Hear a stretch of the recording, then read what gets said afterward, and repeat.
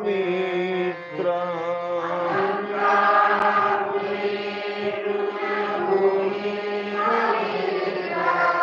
तेथे नांदतो ज्ञान राजा सुपात्र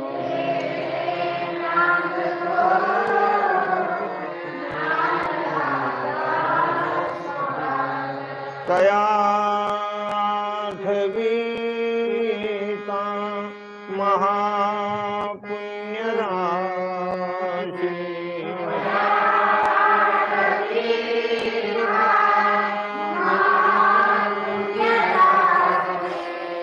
नमस्कार माझा श्री सद्गुरु ज्ञानेश्वरा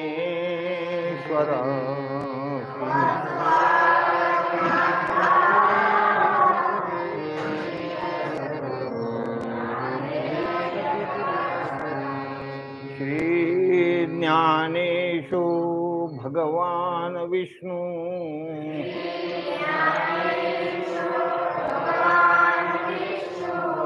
निवृत्तिर्भगवान हरः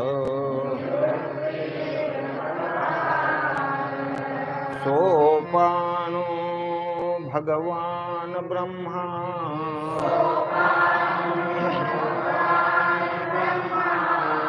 मुक्ताख्या ब्रह्मचित्तला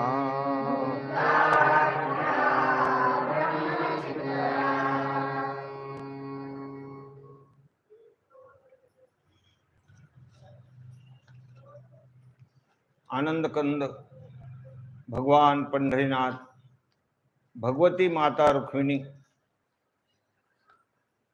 श्रीराम भक्त हनुमान जी परम आदरणीय प्रातस्मरणीय शांती ब्रह्म भगवान बाबा परम आदरणीय प्रातस्मरणीय वैराग्य मूर्ती भक्तराज महाराज यांना आपल्या हृदय सिंहासनावर आरूढ करून ग्रंथराज ज्ञानेश्वरीच्या चिंतनाकडे आपण वळूया.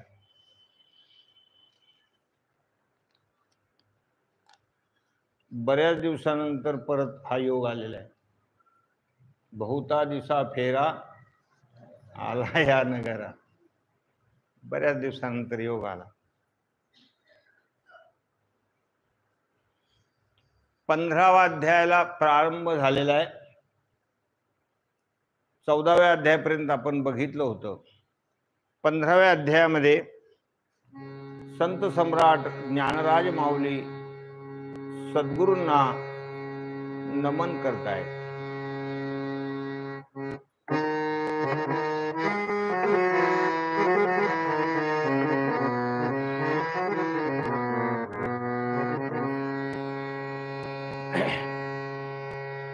आता हृदय हे आपुले चौफाळुनिया भले वरी बैसौ पाऊले श्री गुरूंचे. 15व्या अध्यायाच्या प्रारंभी आलेली जी ओवी आहे अत्यंत गोड अत्यंत रसाळ. आता हृदय हे आपुले चौफाळुनिया भले वरी बैसवू पाऊले श्री गुरूंची. या ठिकाणी हा जो भले शब्द आहे हा हृदयाला लावायचा. आपलं जे हृदय आहे ते भलं असलं पाहिजे. श्री गुरूंची सेवा करण्यासाठी आपलं हृदय स्वच्छ असलं पाहिजे. मल विक्षेप नावाचे जे दोष ते गेले पाहिजे. मल म्हणजे काय? पाप वासना. आणि विक्षेप म्हणजे चित्ताची चंचलता. या दोन गोष्टी आपल्याला जर प्रयत्नानं घालवता आल्या, भगवन नामसंकीर्तनानं घालवता आल्या, भगवत पूजेनं आहे, संतांच्या समागमामध्ये या दोन गोष्टी आपण घालवल्या पाहिजे. मल आणि विक्षेप. अंतःकरणामध्ये असलेल्या पाप वासना. आणि हे जे चित्त हे आपण तुम्ही ऐकलं खूप चंचल आहे. त्या चित्ताला स्थिर करण्यासाठी अभ्यास करावा लागतो. हे दोन त्याला भलं म्हणतात. आता हृदय हे आपुले चौफाळुनिया भले. हृदय भलं म्हणजे अगदी स्वच्छ असलेलं जे हृदय आहे ते चौफाळू म्हणजे त्याचा एक चौरंग करायचा. चौ हा शब्द जो आहे ना तो 4 पाय दाखवणार आहे. पूजन करायचं म्हटलं तर आपल्याला चौरंग वगैरे पाहिजे, त्याच्यावर सद्गुरूंचे पादुका स्थापन करायच्या आहेत, किंवा सद्गुरूंचं ध्यान करायचं. आणि प्रत्यक्ष शरीरानं जर ते आपल्या समोर असतील तर तितका भाव ठेवायचा, तेवढी श्रद्धा असली पाहिजे. आणि जर ते कुठे लांब ते वस्तीला असतील तर त्यांचं ध्यान असलं पाहिजे आणि त्यांना नेहमी आपल्या हृदयामध्ये स्थान दिलं पाहिजे. पण हृदयामध्ये स्थान दिलं पाहिजे तर ते हृदय स्वच्छ असणं गरजेचं आहे. तर श्रीगुरूंची पावले कुठेही कसं काय स्थापन होते. म्हणून ते हृदय भलं पाहिजे. भलं या शब्दाचा अर्थ चांगलं, भलं झालं आपण म्हणतो ना, भलं म्हणजे ते चांगलं पाहिजे, शुद्ध पाहिजे. आणि चौफाळूने त्याचा चौरंग करायचा. चौफाळून या भले वरी बैसवू पाऊले श्री गुरूंची. त्याच्यावर श्री गुरूंचे चरणारविंद ठेवायचे. आणि मग आता ठेवल्यानंतर जे काही पूजेचं विधान आहे त्याचं कसं पूजन झालं पाहिजे या गोष्टी आपण थोड्याशा नंतर बघणार आहोत. या ठिकाणी हा जो गीता ग्रंथ आहे, हा गीता ग्रंथ भगवान श्रीकृष्ण परमात्मा अर्जुन यांचा हा सुसंवाद आहे. अर्जुन हे अत्यंत भाग्यवान की ज्यांना भगवान श्रीकृष्ण परमात्म्यासारखे सद्गुरू मिळाले. अनंत कोटी ब्रह्मांड एक परमात्मा गुरु रूपाने मिळाले. जरी सुरुवातीला लक्षात आलं नाही तरी परंतु नंतर नंतर अर्जुनाच्या लक्षात आलं. थोडासा पश्चातापही झाल्यानंतर लक्षात आलं की आपण यांना फार अगदी मित्रासारखा यांच्याशी व्यवहार केला. सखेति मत्वा प्रसभम यदुक्तम. हे कृष्ण हे यादव हे सखेति अजानता महिमानं तवेदम मया प्रमादात प्रणयेन वा. हा, अशा प्रकारचं पुढे थोडा पश्चाताप झाला. पण अर्जुनाचं फार मोठं भाग्य आहे की भगवान श्रीकृष्ण परमात्मा सद्गुरू मिळाले. आणि आता भगवान त्यांना हे जे गीतेचं ज्ञान सांगतायत तर या गीता शास्त्राला तर कुठली उपमा देता येणार नाही. अनुपम्य शास्त्र आहे हे. प्रत्येक मानवी जीवनाकरता फार महत्वाचा हा विषय आहे. ज्याला कोणाला वाटत असेल की आपण आपल्या जीवनामध्ये मोठं व्हावं, मोठं व्हावं म्हणजे पैशावाला नाही, मोठं व्हावं म्हणजे असा मनुष्य पैशावाला होता होता ब्रह्मदेवापर्यंत होऊ शकतो. उपाधीनं बंगले जास्त झाले, प्लॉट जास्त झाले, सोनं नाणं वाढलं, असे गावचे गाव विकत घेता आले, असं वाढता वाढता वाढता मनुष्य ब्रह्मदेवापर्यंत वाढतो. ब्रह्मेशाना परते वाढणे नाही जीवाते तेथोनी मग वरवते ब्रह्मचिकी. मग ज्ञानोबारांनी सांगितलं ब्रह्मदेवाच्या वर काही माणसाला वाढता येत नाही, पण ते सगळा उपाधीचा मोठेपणा. खऱ्या अर्थानं आपलं जीवन जर गुरुवर नितांत श्रद्धा ठेवावी लागते.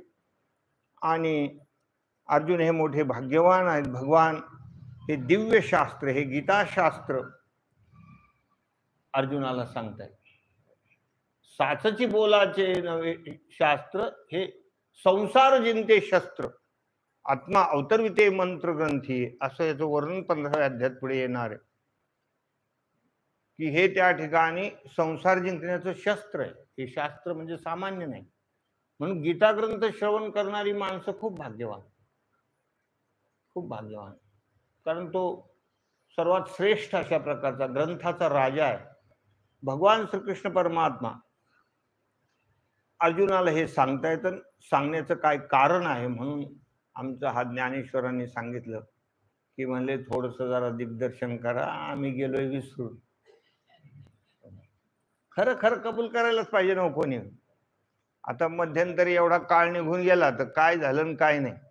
काही माणसं असेही म्हणतात काय सांगत होते हो, इथपर्यंत कोणाकोणाची अवस्था असू शकते.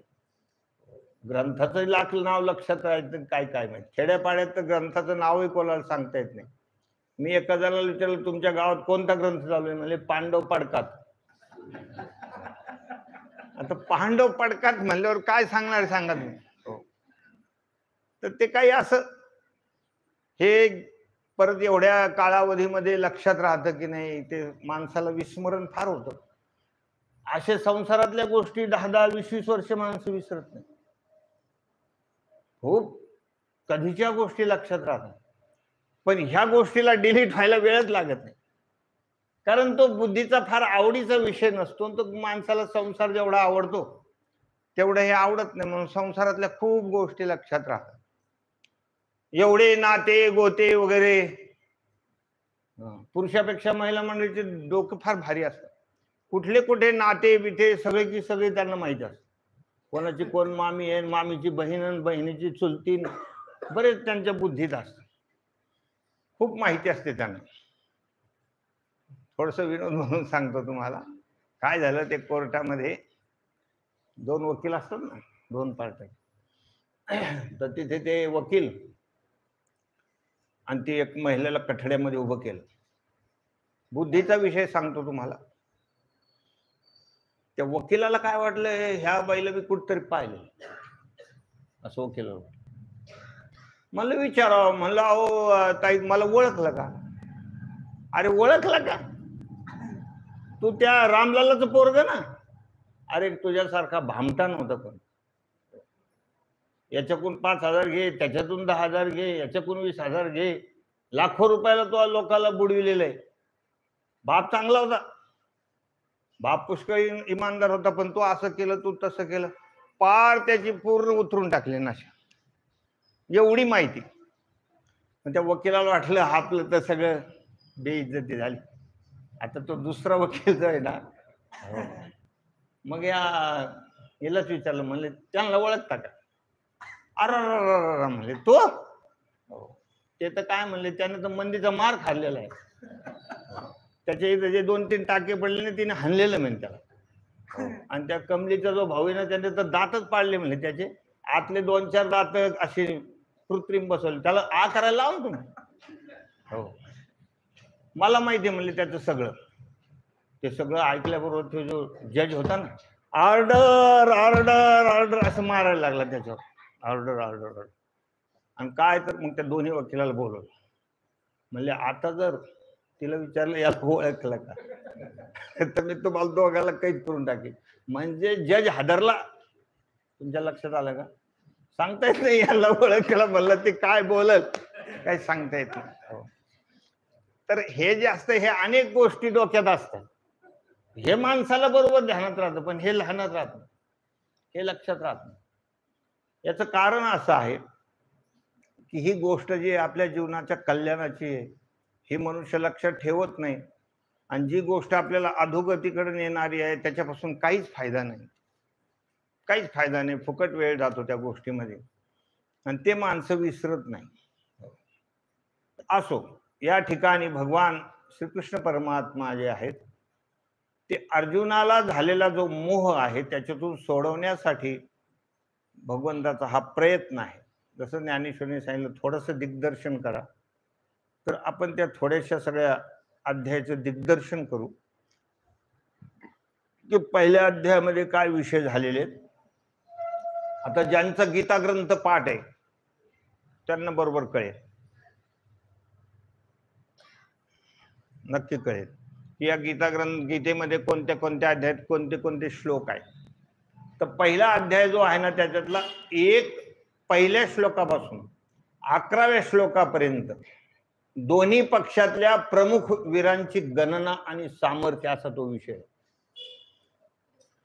पहिल्या अध्यायातले जे 11 श्लोक आहेत त्याच्यामध्ये याची गणना आहे, त्यांचं सामर्थ्य सांगितलेले. हा जो दुर्योधन आहे, हा दुर्योधन तिथे आला आणि मग यांना सांगू लागला, द्रोणाचार्यांना वगैरे, दृष्ट्वा तु पांडवानीकम व्यूढम दुर्योधनस्तदा आचार पश्यैतां पांडुपुत्राणां.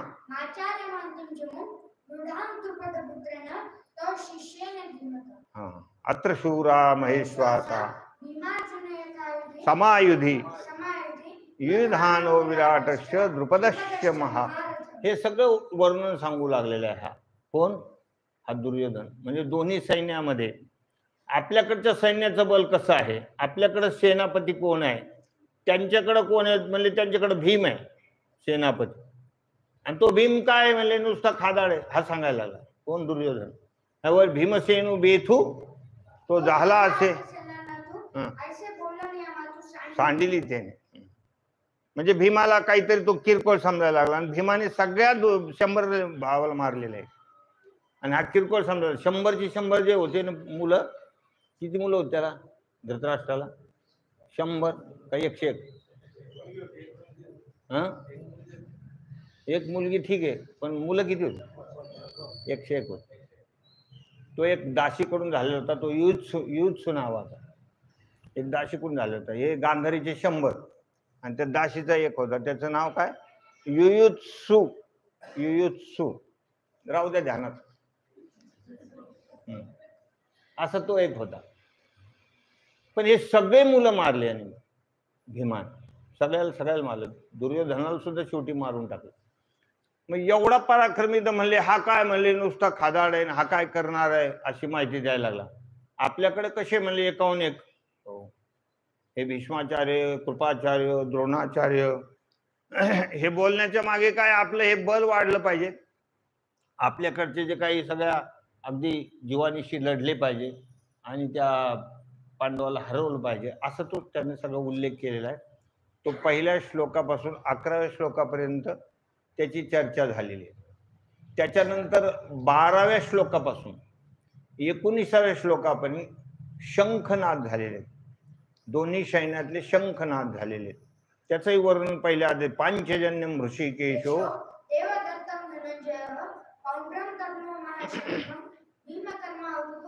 अनंत विजयम राजा.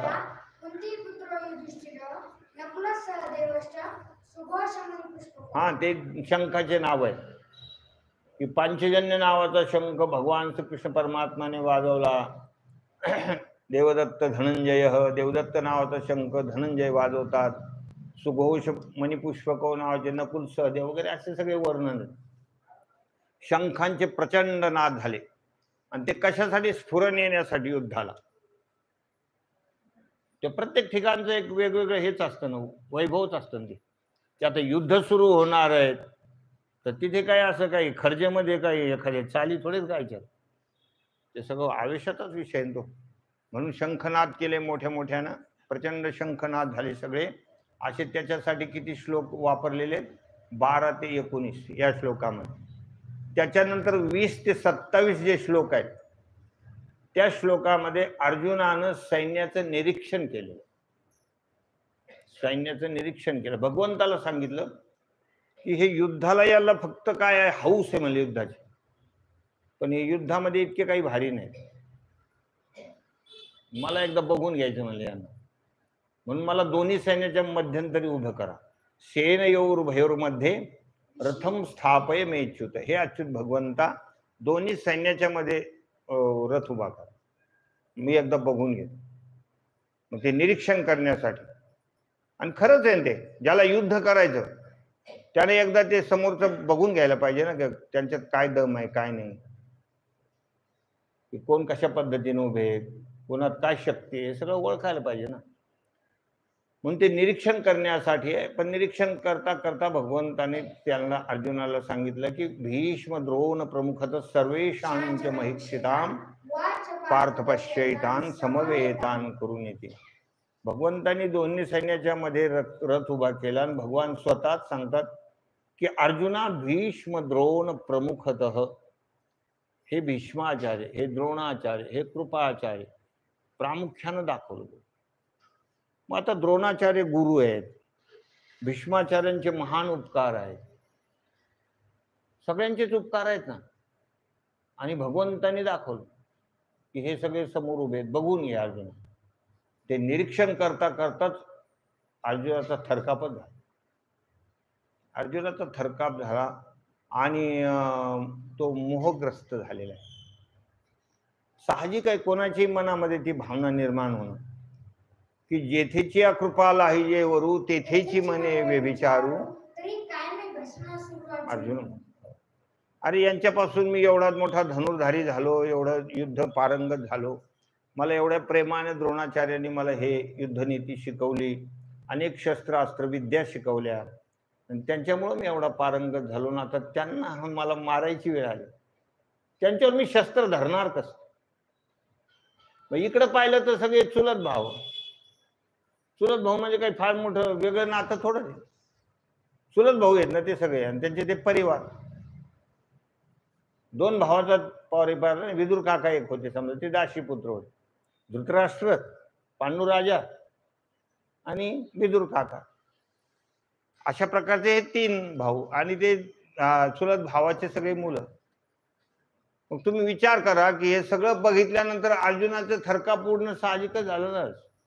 आपण आलो ज्यांच्यासाठी युद्ध करायचं, ते तर असे सगळे आपले गुरुजन आहेत, आदरणीय व्यक्ती आहेत, संबंधी व्यक्ती आहेत, जे की पहिल्या अध्यायामध्ये सगळं वर्णन आले. मातुला, श्वशुला, पौत्रा, शाला संबंधी नसतं. काही दोस्त मंडळी आहे, शाळा शिकलेले, गुरुग्रही गेलेले, तिकडचे बी मुलं होते, निकडचेही मुलं होते. फ्रेंडशिप, दोस्त मंडळी सगळी, त्यांना आता मारायचं, युद्ध करायचं म्हणजे. म्हणून अर्जुन ते मोहग्रस्त झालेले आहेत, आणि शोक निर्माण झाला. म्हणजे देवा, आता मी कसं काय यांना मारू?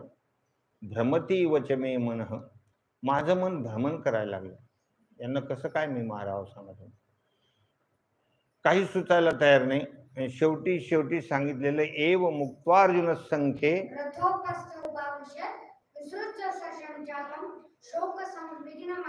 दिलं ठेवून ते गांडीव धनुष, नको म्हणे, आणि रथवून खाली तेथं उडी घातली, खाला रथ खालीच बसला. अर्जुन एकदम खाली बसले, नको म्हणे, मी यांना नाही मार. अशी ती स्थिती झाली. मग आता या ठिकाणी या विषयावर हा पहिला अध्याय तुम्ही श्रवण केलेला आहे, हे सगळं तुम्ही ऐकलेलं आहे, पण बराच कालावधी झाला म्हणून आपल्याला थोडं पुन्हा त्याला काय करायचं, जिवंत करायचं. जे डिलीट झालेली गोष्टी त्याला पुन्हा जिवंत करायचं, पुन्हा त्याला आणायचं आपल्या हृदय पटलावर. म्हणजे थोडीशी साखळी आपल्याला लक्षात येईल की हे गीता ग्रंथ कसा निर्माण झाला, काय निर्माण झाला. आता दुसऱ्या अध्यायाला प्रारंभ झालेला आहे. त्याच्यामध्ये अर्जुनाचा हा जो भित्रेपणा होता, त्याच्यावर भगवान श्रीकृष्ण परमात्म्याने प्रहार केलेला आहे. ते 1 ते 10 श्लोकापर्यंत, 1 ते 10 श्लोकापर्यंत. आणि हा मोहग्रस्ताचा जो भाग झाला तो 28 ते 27 श्लोकापर्यंतचा आपलं. शेवटी जे काही सगळे श्लोक आहेत पहिल्या अध्यायातले, त्या सगळ्या श्लोकामध्ये हे सगळं मोहग्रस्त होतं भगवान अर्जुन झालेले. त्यानंतर दुसऱ्या अध्यायामध्ये पहिल्या श्लोकापासून 10व्या श्लोकापर्यंत अर्जुनाचा भगवान श्रीकृष्ण परमात्माचा संवाद आहे. भगवान म्हणतात, अरे तुला हे अगोदर माहिती नव्हतं का? ज्यांच्याशी आपल्याला युद्ध करायचंय हे तुला अगोदर माहिती नव्हतं का? आणि आता तुला हा भित्रेपणा कसा काय निर्माण झाला? क्लैब्यम मास्मगम पार्थ नैत्वत्वोपपद्यते क्षुद्रम हृदय दौर्बल्यम त्यक्तोत्तिष्ठ परंतप. हा तुला भित्रेपणा निर्माण झालेला आहे. आणि मग भगवंतांनी तिथे सांख्य योग सांगितला. कपिल महामुनी सुद्धा देवहूतीला जे ज्ञान सांगितलं त्या पद्धतीचं भगवान या ठिकाणी ज्ञान सांगतायत की तुला काय वाटतं अर्जुना, की तू यांना मारणार आहे का? तू यांना निर्माण केलेलं आहे का? यांच्या कर्मानं हे आलेले, त्यांच्या कर्मानं काय जगतील ते जगतील. आणि या ठिकाणी हे जे सृष्टी चक्र हे काही तू चालवणार आहे? हे चक्र चालूच राहणार आहे. तू नाही मारलं तर हे जेव्हा मारायचे तेव्हा मरणारच. देहिनोस्मिन् यथा देहे कौमारम यौवनम जरा तथा देहांतर प्राप्तीर धीरस्तत्र न मुह्यति. अशा प्रकारचा हा सांख्ययोग सांगितला. आणि त्याच्यानंतर क्षात्र धर्मानुसार भगवंतानं युद्ध करणं किती गरजेचं आहे याच्यावर निरूपण केलेलं आहे. हा क्षात्र धर्म आहे. क्षात्र धर्म म्हणजे क्षत्रियाला हे चालून आलेली संधी आहे. प्रत्येकानं आपल्या आपल्या धर्मावर अडून असलं पाहिजे. अर्जुनाला युद्ध महिम युद्धाय कृतम. अरे तू काही हे युद्ध नीती आहे, या ठिकाणी तू जरी मेला तरी तुला स्वर्ग मिळेल, आणि जर जिवंत राहिलं तर सगळं राज्य मिळणार आहे. म्हणजे हे क्षात्र धर्माला अनुसरून आहे. तुला हे चालून आलेलं युद्ध आहे आणि हे टाळता येणार नाही. तुला हे भेकडपणा जो निर्माण झालेला हे चुकीचं आहे. इथं भित्रेपणा काही कामाचा नाही. मग थोडासा निष्काम कर्मयोग सांगितला की बुवा कुठल्याही प्रकारची आसक्ती नाही ठेवता आपलं कर्तव्य कर्म केलं पाहिजे, अशा प्रकारे सांगितलेलं आहे. पुढे या दुसऱ्या अध्यायाच्या शेवटी ज्यांची स्थिर बुद्धी झालेली आहे अशा पुरुषाच्या लक्षणाचा विचार आलेला आहे. तेही अर्जुनानं जे काही प्रश्न केला, स्थितप्रज्ञस्य का भाषा समाधिस्थस्य केशव, असा जो प्रश्न केलेला आहे, तर ज्यांची बुद्धी स्थिर झाली तर ते पुरुष कसे असतात, त्यांच्या चालण्यातला, त्यांच्या बोलण्याचा, त्यांचा बघण्याचा दृष्टिकोन, त्यांच्या नजरेमध्ये सुद्धा एक प्रकारची जादू असते. असे ते पुरुष असतात ज्यांची बुद्धी स्थिर आहे. तर त्यांचे वर्णन केले. प्रजहात यदा कामान सर्वान पार्थ मनोगतान आत्मन्येवात्मना तुष्ट स्थित प्रज्ञस्थ दुःखेषु दिग्नमना सुखेषु गतस्पृह, असं त्यांचं खूप वर्णन केलेलं आहे. पुढे पुढे मग प्रसादे सर्व दुःखानां हानिरस्योपजायते. हो, खूप सुंदर सांगितलं की ज्यांची बुद्धी स्थिर झाली. कारण ही बुद्धी स्थिर होण्यासाठी भगवान श्रीकृष्ण परमात्म्यासारखे सद्गुरू लाभले पाहिजे. त्यांच्याकडं तन्मयतेनं, एकाग्रतेनं हे श्रवण केलं पाहिजे. त्यावेळेला कुठं ह्या गोष्टी होतात, बुद्धी स्थिर होते. असा हा दुसरा अध्याय जो आहे तो इथे त्या समाप्त झालेला आहे. तिसऱ्या अध्यायामध्ये थोडंसं ज्ञानाच्या गोष्टी सांगितल्या, निष्काम कर्मयोगाचं वर्णन केलं आणि अनासक्त भावनानं आपल्या वाट्याला आलेलं कर्म केलं पाहिजे. हे पहिल्या श्लोकापासून 8व्या श्लोकापर्यंत त्याचं वर्णन झालं. 9व्या श्लोकापासून 16व्या श्लोकापर्यंत यज्ञादी कर्म करण्याची जीवनामध्ये आवश्यकता हेही सांगितलं. मग ते कशा पद्धतीचे यज्ञ वगैरे करायचे बाबा. सहयज्ञ प्रजा सृष्ट्वा परवाच प्रजापती ही अनेन. मग हे यज्ञ करायचे, ते पंचमहायज्ञाचं वर्णन आलेलं आहे. त्याच्यानंतर त्या यज्ञाने काय होतं तर देवान भावयतानेन ते देवा भावयंतु आहा परम वाप्स्यथ. आणि ते तुम्ही योग्य रीतीनं हे सगळं करा, जे काय ज्याला पंचमहायज्ञ वगैरे म्हणतात, तर त्याच्यानं देव सुद्धा संतुष्ट होतील. इष्टान भोगानि हो देवा यज्ञ भाविता तैर्दत्तान प्रदायेभ्यो ये भुंक्तेस तेन वेद. मग ते प्रसन्न होतील, ते तुमचे इच्छित काम करतील आणि तुमच्या प्रपंचामध्ये समाधान प्राप्त होईल. योग्य रीतीने ह्या सगळ्या गोष्टी घडतील याची महती सांगितली. त्याच्यानंतर ज्ञानी तथा परमात्म्याला देखील लोकसंग्रहाकरता कर्माची आवश्यकता आहे. जसं ज्ञान प्राप्त झालं तर त्यांनी कर्म केले काय आणि नाही केले काय, कर्तव्य कर्म ज्यांनी करायलाच पाहिजे असं काही नाही. ज्ञान प्राप्त झाल्यानंतर ज्ञानिया पुरुषा कृत्य करू सरले देखा, ऐसा अनाथाचा सखा बोलिला तो, असा आहे. तरी परंतु लोकसंग्रहासाठी त्यानं ते केलं पाहिजे. म्हणजे ज्याला म्हणतात ना लोकसंग्रहमे वापी संपश्यन कर्तुमर्हसि, जसं यज्ञदाचर्य श्रेष्ठ तत्तदे लोकस्तदनुवर्तते. मोठ्या माणसाने ती गोष्ट करून दाखवली पाहिजे, तर बाकीचे शिकत असतात. जरी एखाद्याला समजा त्याची, आता ज्ञानी पुरुषाला गरज नाही. आता मला सांगा, संत सम्राट ज्ञानेश्वर महाराजाला वारी करायची काय गरज? ते जे म्हणतात माझे जीवीची आवडी पंढरपुरानी न गुढी पांडुरंगी मन रंगले, जे स्वतःच पांडुरंग आहेत, अवतार पांडुरंग नाव ठेविले ज्ञान, त्यांना वारीला जायची काय गरज? त्याचं कारण असं आहे, ते जर नाही गेले तर लोक कशाला जाते, लोक कसे जाते? म्हणून अर्भकाचे साठी पंते हाती धरली पाटी तैसे संत जगी क्रिया करूनी दाविती अंगी. जरी एखाद्या गोष्टीची गरज नसली तरी ते करून दाखवावं लागतं, कारण लोकांसाठी. लोक हे मोठ्या माणसाकडे बघून वागत असतात. मग घरामध्ये सुद्धा मोठे माणसं जे असतात त्यांच्यावर फार मोठी जबाबदारी असते. आणि लहान लहान लेकरं त्यांच्याकडे बघून बघून वागत असतात, बघून बघून वागतात. तुम्ही बघा एखाद्या लहान लेकराला जर आपण सांगितलं तुझे बाबा काय करतात रे, तो लगेच चिन्ह करून दाखव. म्हणजे त्याला माहिती हे तंबाखू खात. मग ते चिन्ह करून दाखवत असं, ते खायचे लक्षण सगळं करून दाखव. लहान लेकराला जर विचारलं चांगले शिकवलं तर चांगलंही बोलतात. म्हणून बघा कुठकडे आम्ही गेलो ना, लहान लेकराला तर काही संस्कार दिलेले असले लगेच त्याचे आई वडील वगैरे म्हणे अरे महाराज आले, त्यांना ते हे म्हणून दाखव ना, श्लोक म्हणून दाखव. मग ते बोबड्या बोबड्या शुभम कलोति कल्याणम आलोक्यम धन बस इतकंच येतं. त्याला जेवढं एखादी लाईन येते पुढचं येत नाही. मग पुढचं म्हणणं तुला येतं ना, नाही मला इतकंच येत. ते सगळ्याच गोष्टी ज्या आहेत आपण चांगल्या शिकवल्या तर चांगलं येतं. म्हणून ह्या मोठ्या माणसाला सुद्धा भगवान सुद्धा म्हणतात मला काय कर्म करायची गरज आहे, नमे पार्थास्ति कर्तव्यम वच कर्म. मला काय कर्म करण्याची गरज आहे, पण हे सगळं मला करणं गरजेचं आहे. कारण माझं बघून हे सगळे करतील पुढे, त्यामुळे त्या वळणाला लागतील, म्हणून हे करावं. वर्ततच वा नाथा घरी नाचे माझा सखा पांडुरंग.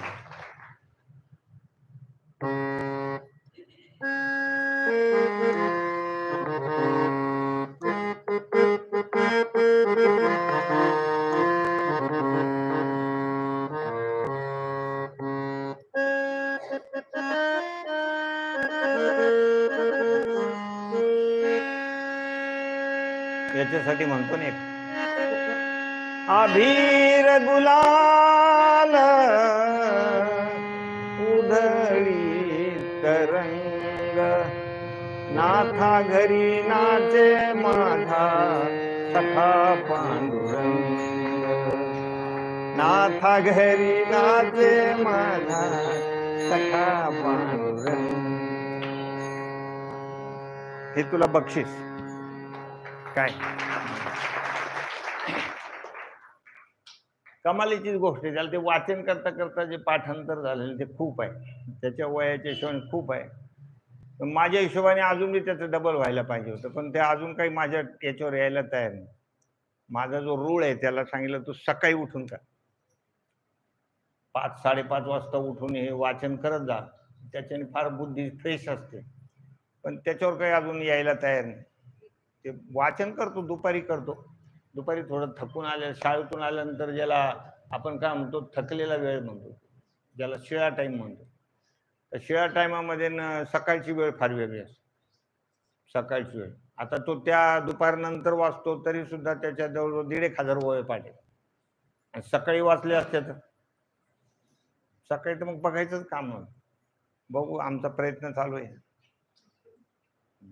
कारण आमच्या जाळ्यात एखादा कोणी फसला आणि त्याला सोडित नसतो. आमचं लक्षच असतं का ते त्याला कसं काय करायचं. आता ज्ञानेश्वर गुंतलेला आहे काय, आम्ही फक्त त्यांच्यावर जाळे टाकीत असतो. एकदा पकडले गेले की त्यांना सोडित नाही. आता याला पूर्ण चातुर्माशात कीर्तन करायला लावणार, मग लागलं म्हणजे धाकच लागतो माणसाच्या मागे. अरे जरा अवघडच खेळ आता. मग सुरुवातीलाच नाही म्हणायचं ना, सुरुवातीला कशाला करायचं नाही. एकदा जाळ्यात पकडले गेले की पकडले गेले असे. तर या ठिकाणी हा जो 3रा अध्याय आहे, या 3ऱ्या अध्यायामध्ये भगवान म्हणताय की लोकसंग्रहा करता हे सगळं करावं लागतं. आणि 25 पासून 35 श्लोकामध्ये अज्ञानी आणि ज्ञानी या दोघांचेही लक्षण सांगितलेले. रागद्वेष विरहित अशा प्रकारचं कर्म करा. आणि मग या 3ऱ्या अध्यायाच्या शेवटी 36व्या श्लोकापासून 43व्या श्लोकापर्यंत कामाच्या बाबतीमध्ये वर्णन आलेलं आहे की अर्जुनाने सांगितलं देवा, ज्ञानी लोक सुद्धा कसे काय आपल्या याच्यातून मार्गातून भ्रष्ट होऊन जातात, काही कळत नाही. असं जे 3ऱ्या अध्यायाच्या शेवटी आहे ना, मग त्याचं उत्तर आहे किंवा काम येश क्रोध येश समुद्भव त्याच्या अगोदरचा जो श्लोक आहे, अथकेन प्रयुक्तोयम. पापम चरति पुरुष अनिच्छन्नपि वासनेय बलादिलवने हा, अथकेन प्रयुक्तम पापम चरति पुरुष.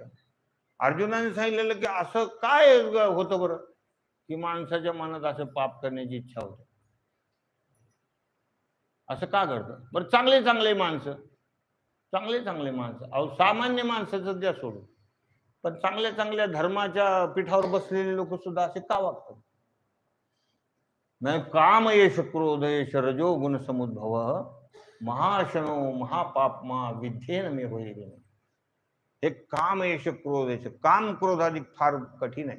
हे ज्ञान निधीचे भुजंग विषय धरीचे वाक भजन मार्गीचे मानव मार्ग मारक जे, हे देह दुर्गीचे तोंड इंद्रिय ग्रामीचे कोंड यांचे व्यामोहाधिक बंड जगावर. हे रजोगुण माणसाचे समूळ आसुराचे झाले पंथाचे. बस बस बस बस बस, खूप झालं खूप झालं.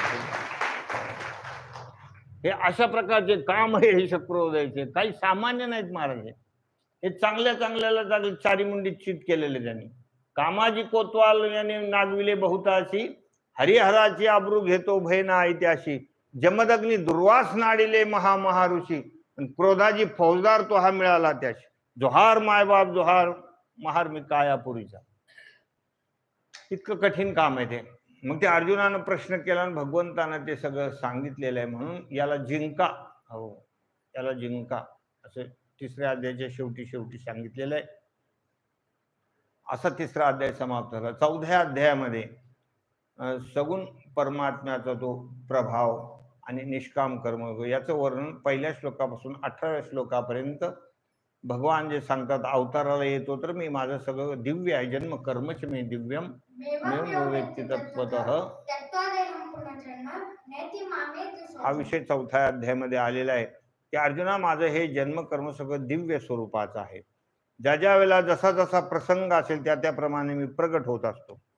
त्या समुद्र मंथनाच्या वेळेला ज्या वेळेला हे राक्षस अमृत कलश घेऊन पळाले, गडबड होणार ना ती. अमृत जर राक्षस पेले तर देवाचं कसं होणार? म्हणून भगवंतानं ताबडतोब मोहिनी अवतार घेतला. ताबडतोब मोहिनी अवतार घेतला. भगवान इतके सुंदर झाले आणि ते राक्षस फसले त्या सौंदर्याला फसले, इतके फसले आणि ते शेवटी हेच मोहिनी बोलायला लागली की बा माझ्यावर एवढा भरोसा टाकू नका, आमचं काय खरं असतं बाया माणसाचं, अशी ती बोलायला लागली. पण ते एवढे बोलले, तुम्ही म्हणताल ती पूर्व दिशा, तुम्ही म्हणताल ती पूर्व दिशा, अशा प्रकारचे ताब्यात. एका माणसाने बायकोला ताब्यात घेण्याकरता एक पुस्तक लिहायचं ठरवलं की बायकोला कसं काय ताब्यात, त्याच्यावर पुस्तक लिहायची इच्छा आहे म्हणले माझी. मग ते मला काय झालं, मग सुरात कमी केलं, म्हणले ती पेनच द्याय ना. मग काय लिहितो म्हणजे बायकोला ताब्यात कसं घ्यायचं याच्यावर पुस्तक लिहू राहिलं, ती पेन द्याय ना. तर हे काही सामान्य गोष्ट नाही. स्त्रीच्या याच्यामध्ये ते फसून गेले. मोहिनी अवतारांनी ते भगवान जसा जसा प्रसंग येईल त्याप्रमाणे ते अवतार घेतात. त्यांचं सगळं दिव्य, जन्मकर्मचे मे दिव्यमेव मे वेत्ते तत्व, सगळं दिव्य. ह्याचं वर्णन चौथ्या अध्यायात आलेलं आहे. पुढे योगी महात्मा पुरुषांचं जे आचरण आहे त्यांचा महिमा वर्णन केलेलं. ते कसे असतात? यदृच्छा लाभ संतुष्टो निमत्सरः, हे त्यांचं वर्णन आहे. यदृच्छा लाभ संतुष्टो, जे काही आपल्याला जीवनामध्ये आपल्या प्रारब्धानं भेटेल त्याच्यामध्ये संतुष्ट राहायचं, आनंदी राहायचं, हे त्यांचंही वर्णन या चौथ्या अध्यायामध्ये आलेलं आहे. त्याच्यानंतर काही यज्ञाचे प्रकार सांगितले. 24व्या श्लोकापासून 32व्या श्लोकापर्यंत फलासहित पृथक पृथक यज्ञाचे वर्णन केलेले. तुम्ही सगळे ऐकलेले असतात ना, द्रव्य यज्ञ, तपोयज्ञ, योग यज्ञ, तथा परे. पण कमीत कमी तुम्हाला असं वाटतं की आपण हे ऐकलेलं आहे कधीतरी? काय गेलं पुरं डोक्यातून निघून गेलं का असं वाटतं का? पण मी आता सांगू लागलो तर आपण हे ऐकलेलं का तरी ऐकलेलं आहे असं तरी कमीत कमी वाटलं पाहिजे ना. म्हणजे मग माणसाला वाटतं ठीक आहे, आपण हे विषय ऐकून घेतलेले आहेत. आणि जर तुम्हाला तसं पुन्हा एकदा बघायचं असेल मग तुम्हाला ते प्रत्यक्ष बघावं लागेल, कारण ते मोठे मोठे विषय, ते एकदम तर काही आपण तसं सांगू शकत नाही. कोणाला असं वाटलं असं आपल्या काही ध्यानात नाही राहिलं, घरी जाऊन पाहिजे. ज्ञानेश्वरी उघडायची, पाहायचं, काय नाही. लोक म्हणतील नाही नाही ते नका सांगू, तुम्ही चालून द्या. तर हे सगळे जे काही असे यज्ञ वेगवेगळ्या प्रकारचे सांगितले, त्याच्यानंतर 33व्या श्लोकापासून 42व्या श्लोकापर्यंत ज्ञानाचा महिमा सांगितला, की ज्याला ज्ञान प्राप्त करून घ्यायचं असेल त्याने गुरुकडे जायचं. तद्विधी प्रणिपातेन प्रश्नेन सेवया क्षंतिते ज्ञानम. तद्विधी म्हणजे तुला ते जाणायचं ना, ते ज्ञान प्राप्त करून घ्यायचं ना, ते ज्ञान पैगा बरवे जरी मनी अथ्याना आवे तरी संताया भजावे सर्वस्वेची. जेथ ज्ञानाचा पुरवठा तरी तनु मनु जीवे अगरवता करावे दास्य सकळ. हा मग अपेक्षित आपुले तेही सांगतील पुशिले जेने अंतकरण बोधले संकल्पा नये. अशा त्या श्लोकावर 4 ओव्या आहेत. मग तुम्हाला तिथे जायचं, सद्गुरूकडे जायचं, त्यांना प्रणिपात करायचा, त्यांना आवडेल अशा प्रकारची त्यांची सेवा झाली पाहिजे. सेवा झाली पाहिजे. सेवा भाव हा फार कठीण आहे बरं, तुम्ही एवढं सोपं नका समजू. त्याच्याकरता महाभारतामध्ये जे धौम्य ऋषीची गोष्ट आहे ते तुम्ही बघून घ्या, ऐकून घ्या कधी, की ते कसं काय आहे. ती सेवा फार कठीण असते, तर तेवढं सगळं करावं लागतं. त्यावेळेला त्यांच्याकडे ते ज्ञान मिळतं, हे वर्णन आलेलं आहे. आणि ज्ञान हे फार श्रेष्ठ. नाही ज्ञानेन सदृशम पवित्रमेव विद्यते. हे आत्मज्ञान, जे गीता ग्रंथ म्हणजे केवळ आत्मज्ञान आहे. त्याच्यासारखी पवित्र वस्तू जगात कोणतीच नाही. आपलं आत्मस्वरूप आपल्याला जाणून घ्यायचं असेल तर त्याने गीता ग्रंथ ऐकावा, ज्ञानेश्वरी ऐकावी, की आपलं स्वरूप काय आहे. नत्वम देहो इंद्रियाणि न प्राणो न मनो निधी विकारित्वात विनाशित्वात दृश्यत्वाच घटो यथा. मी त्या ठिकाणी सच्चिदानंद घन परमात्मा आहे अशा प्रकारचा बोध या गीता ग्रंथामध्ये आहे. आणि ते श्रद्धावानाला हे मिळतं. श्रद्धावान लभते ज्ञानम तत्प्रसंहितेंद्रिय मचिरेनाधिगच्छति. श्रद्धावान मनुष्य लागतो.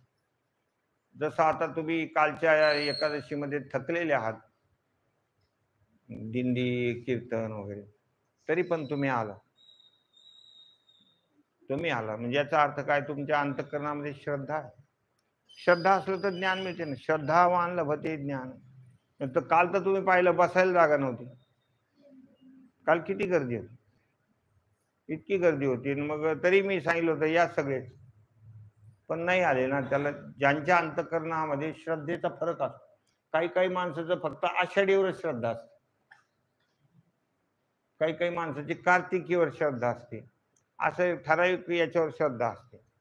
व ह्या दिवसाचं ठीक आहे वा, आणि हे असं म्हणते रोजच असं कुठं जमत असतं.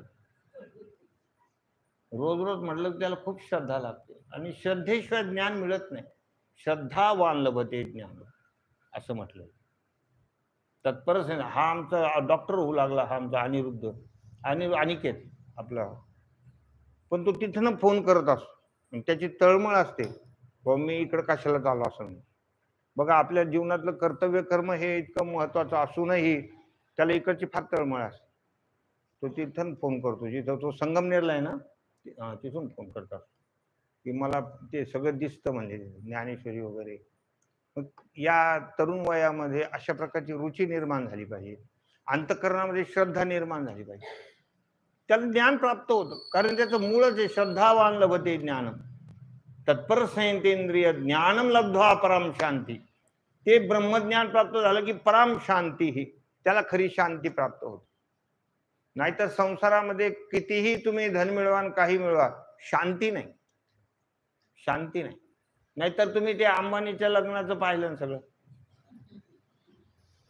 त्याच्या लग्नात किती खर्च होता आहे का कोणाला आकडा माहित? किती खर्च मिळाला? 5,000 कोटी, कोणी 3,000 कोटी, कोणी काही वेगवेगळे आकडे आहेत आता. आणि कोटी म्हणजे काही साधी गोष्ट आहे. 1 कोटीत आपण लग्न 1 कोटीचं पाहिलं तर काही लग्न भारी होत. 1 कोटीमध्ये तर किती भारी लग्न होत. आता याने हे 5,000 कोटी कुठं घातले असतील, कुठं घातले असेल त्याला जाऊन विचारा ना, मला काय माहित काही.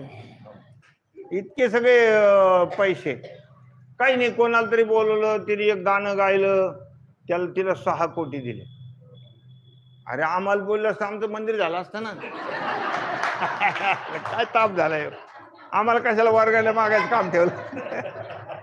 आपण उगाच सांगत असतो तुम्ही 1000 द्या, तुम्ही 2000 द्या विनाकारण. तर एवढं हे सगळं खर्च केलं, पण शांती कुठे?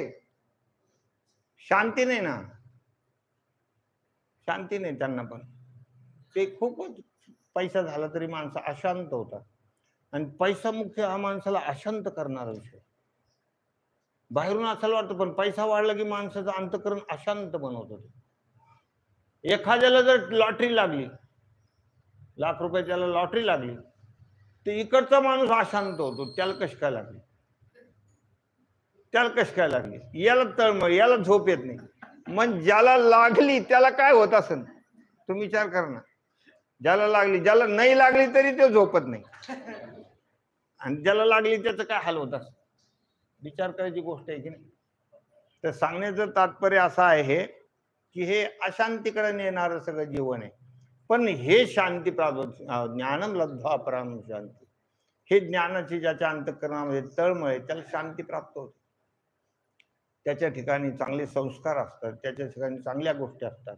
या सगळ्या गोष्टी या 4थ्या अध्यायामध्ये आलेल्या आहेत. 5व्या अध्यायामध्ये सांख्ययोग आणि निष्काम कर्मयोग सांगितलेला आहे. जे श्लोक येऊन गेले, सांख्ययोगो पृथक बालहा प्रवदन्ति पंडितः, हे सगळं येऊन गेलं. त्याच्यानंतर 7व्या श्लोकापासून 12व्या श्लोकापर्यंत सांख्ययोगी आणि निष्काम कर्मयोग्यांचे लक्षणाचा, त्यांच्या महिमेचा विचार केलेला आहे. की हे जे निष्काम कर्मयोगी असतात ते सगळे कर्म करत असताना ते मी करतच नाही अशी त्यांची भावना असते. आपल्याला शरीरच मुळात हे देह भगवंतानं दिलेला आहे, आपण याच्यात काय करणार, आपल्या हातात सत्ताच नाही ना.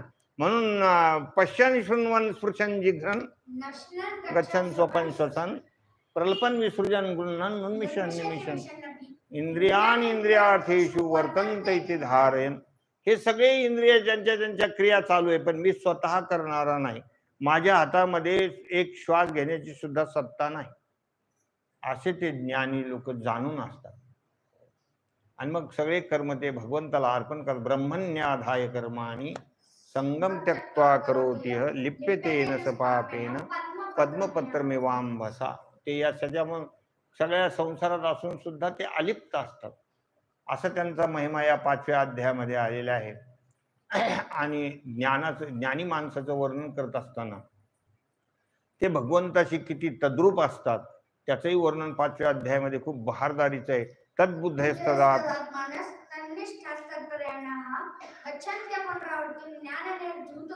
हो, बुद्धिनिश्चय आत्मज्ञान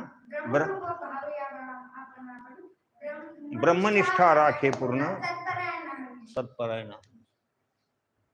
हे सगळं त्यांची जीवन आहे महाराज. तद्बुद्धस्तदा आत्मान, सगळं त्यांना भगवंताला अर्पण केलेलं असतं, असं ते जीवन आहे. आणि सगळीकडे ते भगवंताला बघतात. विद्या विनय संपन्ने ब्राह्मणे शुनीचैव स्वपाकेच पंडिता सम. ब्राह्मणामध्ये तोच माझा भगवान आहे, गायीमध्ये तोच आहे, चांडाळामध्ये सुद्धा तोच आहे, मुंगीपासून तर ब्रह्मदेवापर्यंत तोच मागा भगवान नटलेला आहे. अशा 5व्या अध्यायामध्ये झालेला विषय आहे. त्याच्यानंतर भक्तीसहित ध्यानयोगाचं वर्णन 27 ते 29 श्लोकापर्यंत आलेलं आहे. भोक्तारम यज्ञतपसां सर्वलोकमहेश्वरम सुहृदम सर्वभूतानां ज्ञात्वा मां शांतिमुच्यति. असं हे 5व्या अध्यायामधले 5 अध्यायापर्यंत आपण थोडक्यात विषय सांगितलेले आहेत. आणखी पुढच्या अध्यायातले उद्या आपण थोडक्यात सगळे विषय सांगू. आणि नंतर मग आपण जी पहिली ओवी वाचली, ऐका लक्षात. आता हृदय हे आपुले चौफाळून या भले, वरी बैसऊ पाऊले श्री गुरूंची. ही जी सुरुवातीची ओवी आपण वाचलेली त्या ओवीकडे आपण जाऊ. हे सगळं सांगता म्हणजे हे कशासाठी सांगितलं की सद्गुरूचा महिमा किती आहे. भगवान श्रीकृष्ण परमात्म्यासारखे सद्गुरू अर्जुनाला मिळाले म्हणून त्या अर्जुनाचं भाग्य उदयाला आलं ना. अर्जुनाच्या निमित्तानं आपण भाग्यवान झालो. अर्जुनाचे निव्याजे गीता प्रकाश निश्राजे, संसारा एवढे थोर ओझे फेडिले जगाचे. त्यांच्या निमित्ताने हे आपल्याला ज्ञान मिळणार आहे. आज आपला वेळ संपून गेला. उद्या परत 9 वाजता.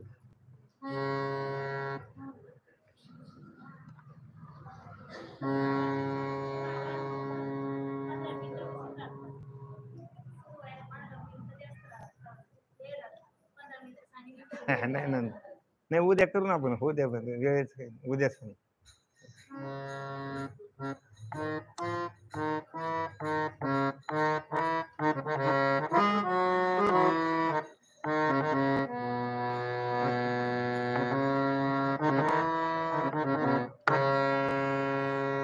आता रोजच घ्यायचा ना आपल्याला आनंद. रोजच घ्यायचा आनंद आता का.